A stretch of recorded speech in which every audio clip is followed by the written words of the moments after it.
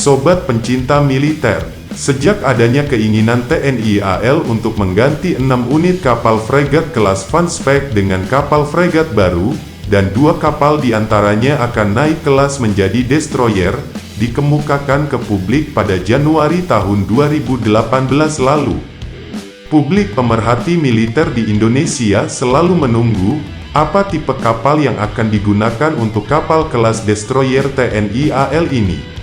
Nah, Kementerian Pertahanan Indonesia dan Odense Maritime Technology atau OMT dari Denmark, pada tanggal 30 April tahun 2020 lalu, telah melakukan penandatanganan preambel kontrak untuk akuisisi 2 varian kapal frigate kelas Iver Huitfelder.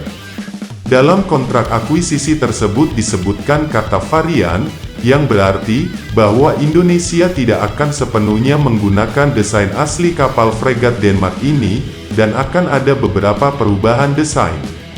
Lansir dari laman Defense Studies pada tanggal 17 Agustus tahun 2021, langkah kustomisasi kapal fregat Iver Huitfelder ini semakin terlihat ketika PT PAL telah menggandeng konsultan perkapalan Jerman, MTG Marine Technik, dan konsultan engineering Turki, Figes AS untuk turut ikut serta.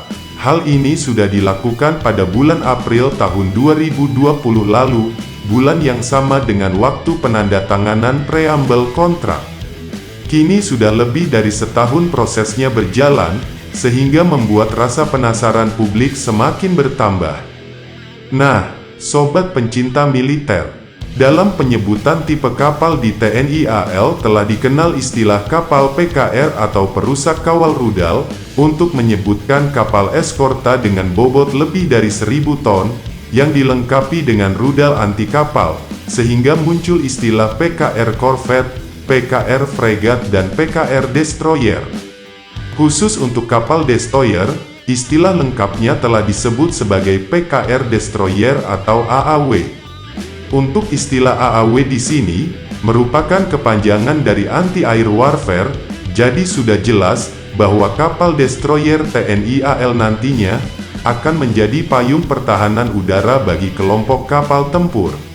Lansir dari channel YouTube Berita Pertahanan, Sobat Militer, pada edisi tanggal 13 Agustus tahun 2021 lalu, telah menayangkan konfigurasi senjata fregat Iver Huitfelder, di mana untuk varian Indonesia, di situ disebutkan bahwa kapal ini nantinya akan mempunyai panjang 143,57 meter, itu artinya kapal akan lebih panjang 4,86 meter dari dimensi aslinya sebesar 138,71 meter.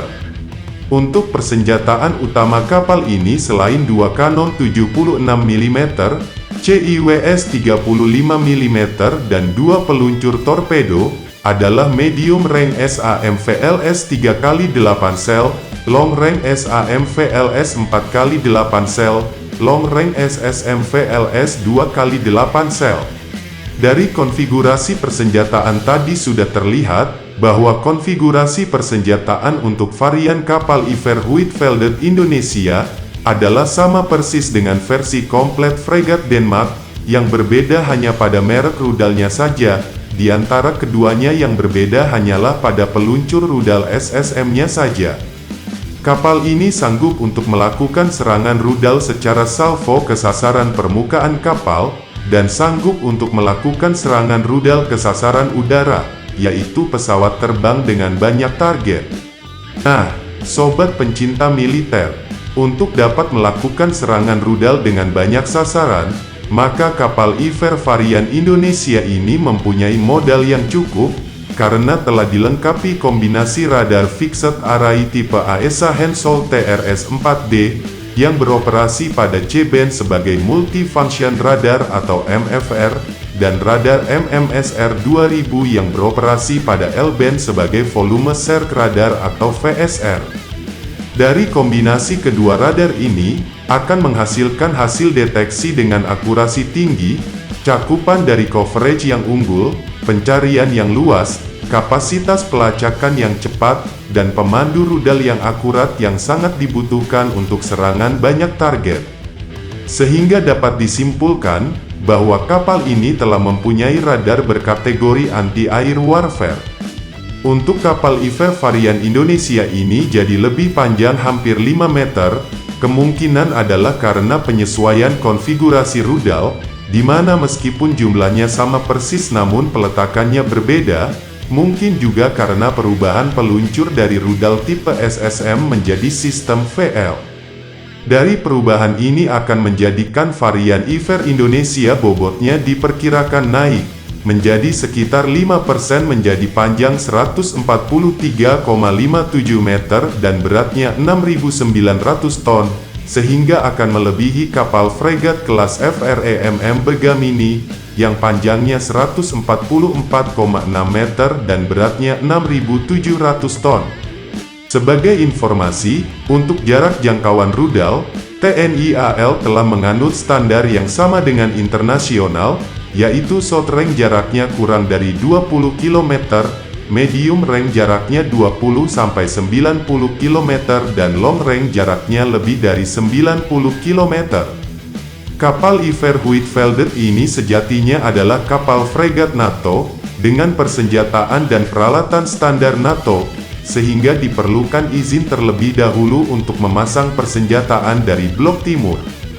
Karena Indonesia bukan termasuk sekutu AS, sehingga untuk persenjataan asli yang berasal dari AS, kemungkinan izinnya susah untuk diperoleh.